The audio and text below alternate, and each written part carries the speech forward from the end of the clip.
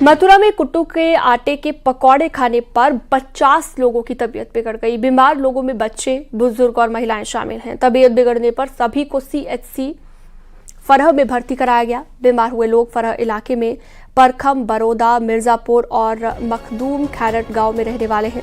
सभी लोगों को फूड पॉइजनिंग की शिकायत हुई। गंभीर रूप से बीमार 6 लोगों को आगरा एसएन हॉस्पिटल, 15 लोगों को जिला अस्पताल और 11 लोगों को सैया अस्पताल रेफर किया गया। एक साथ 50 से ज्यादा लोगों की तबीयत बिगड़ने से स्वास्थ्य विभाग में हड़कंप मचा हुआ है। पता चला कि आप कुट्टू के आटे से बीमार हुई हैं। पूरे दिन हमने कुछ नहीं खाया, साबूदाने की खिचड़ी खाई थी तो हम कुछ नहीं हुआ।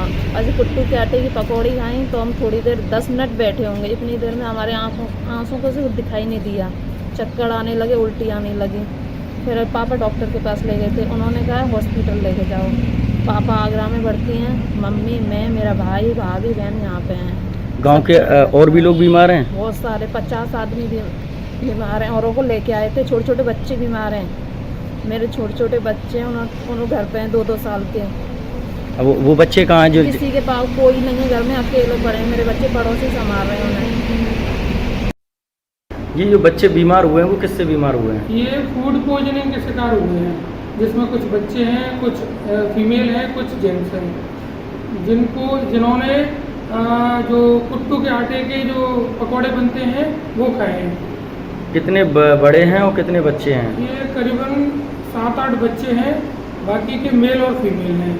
टोटल मरीज 55 हैं, जिनको 15 लोग जो है डिस्ट्रिक्ट हॉस्पिटल मथुरा के लिए रेफर हुए हैं। बाकी के 6 लोग हैं जो एसएनएमसी आगरा के लिए और 11 लोग डीसीएच वृंदावन के लिए रेफर हुए। किसी की नाजुक स्थिति है?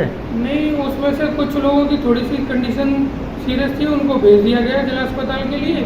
बाकी का कुछ यहाँ पे इलाज हुआ है, कुछ सही होकर रेफर हो गए हैं।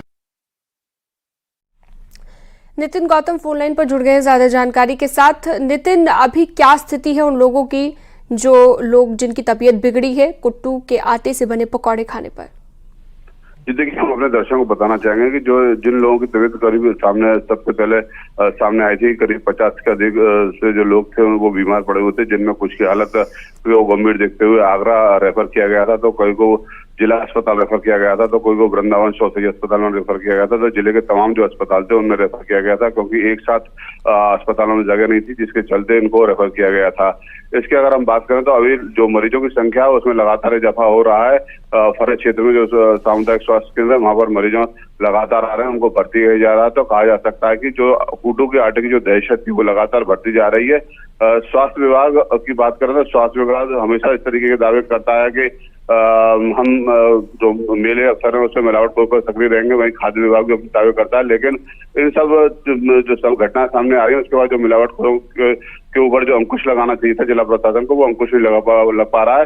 पिछले कुछ दिनों में ऐसा सामने आया है कि लगातार जो मिलावट हो रहे हैं वो सक्रिय हैं और 30 सवारों पर कुट्टू के आटे खाने से जो तबीयत बिगड़ने के जो मामले हैं वो सामने आ रहे हैं लगातार। जी ठीक है, बहुत शुक्रिया तमाम जानकारी के लिए आपका।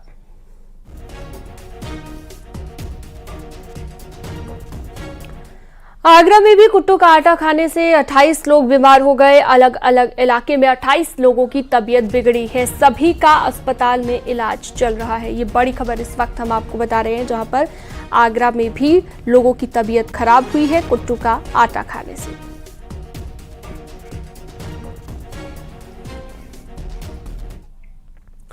आगरा में जामा मस्जिद पर आरती करने गए शख्स को पुलिस ने गिरफ्तार कर लिया है। आरोपी गोपाल चाहर हिंदुवादी संगठन से जुड़ा हुआ है। बताया जा रहा है कि जन्माष्टमी पर गोपाल चाहर हाथ में दिया लेकर आरती करने जामा मस्जिद पहुंचा था।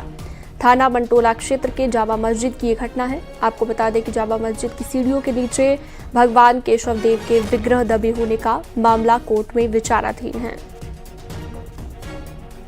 कामिर कुरैशी फोनलाइन पर जुड़ गए आगरा से ज्यादा जानकारी के लिए। कामिर, क्या है ये पूरा मामला और अभी क्या अपडेट है मामले में? बिल्कुल, देखिए, कल जन्माष्टमी का त्योहार था, तो जन्माष्टमी के त्योहार को लेकर गोपाल चाहर नाम का ये व्यक्ति है जो जामा मस्जिद पहुंचा था। हालांकि जामा मस्जिद के बाहर ही पुलिस चौकी है, वहीं पर ही इस व्यक्ति को रोक लिया गया, जिसने अपना नाम गोपाल चाहर बताया और ये एक हिंदुवादी संगठन से जुड़ा है। इनका दावा है कि केशव देव के विग्रह जामा मस्जिद की सीढ़ियों के नीचे दबे हैं। हालांकि ये पूरा मामला कोर्ट में भी विचाराधीन है। यही वजह रही कि ये हाथ में दिए लेकर जामा मस्जिद में पूजा अर्चना करने के लिए जा रहा था, लेकिन तभी जामा मस्जिद के बाहर ही पुलिस ने इसको रोक लिया और अपनी हिरासत में ले लिया। अब पुलिस ने इससे पूछताछ की है, आगे मुकदमा दर्ज किया जा रहा है, जो भी संबंधित कार्रवाई है उसको अंजाम दिया जाएगा। जी ठीक है, बहुत शुक्रिया तमाम जानकारी के लिए आपका।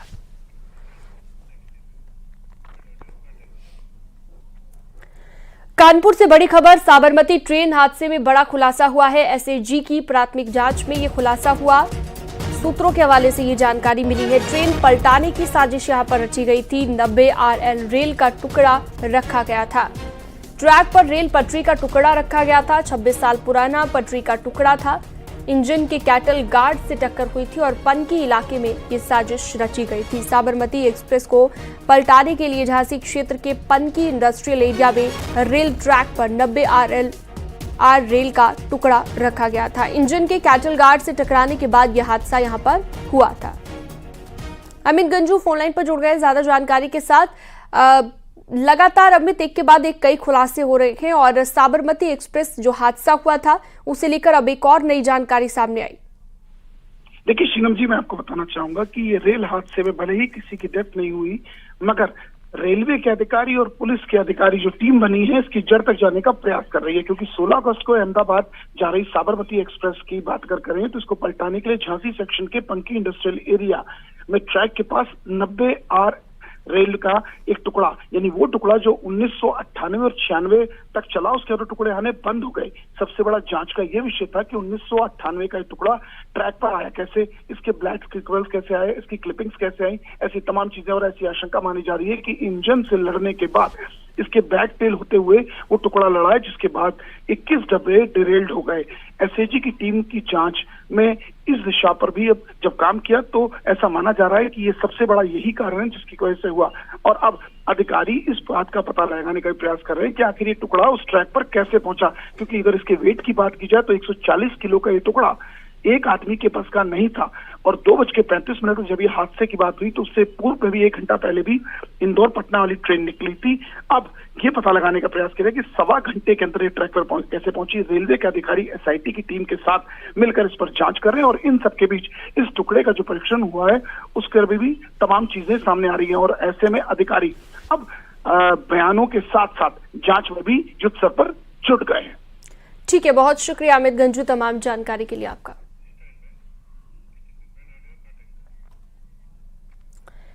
सीतापुर में शारदा सहायक नहर कटने से दर्जनों गांव जलमग्न हैं। मंडलायुक्त रोशन जैकब ने देर रात शारदा सहायक नहर के कटने वाली जगह का जायजा लिया।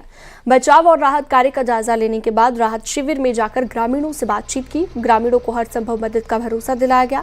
साथ ही डीएम और दूसरे अधिकारियों को निर्देशित किया गया। अचानक सड़क धंसने से नहर कट गई। हजारों बीघा फसल जलमग्न हो गई। 2 दर्जन से ज्यादा गांव पानी से घिरे हुए हैं। रेस्क्यू ऑपरेशन जारी है और लोगों को राहत शिविरों और ऊंचाई वाली जगहों पर पहुंचाया गया है। हादसा सद्दूपुर गांव के पश्चिमी रोहसन पुल के पास हुआ। डैम से नहर को बंद कराया गया।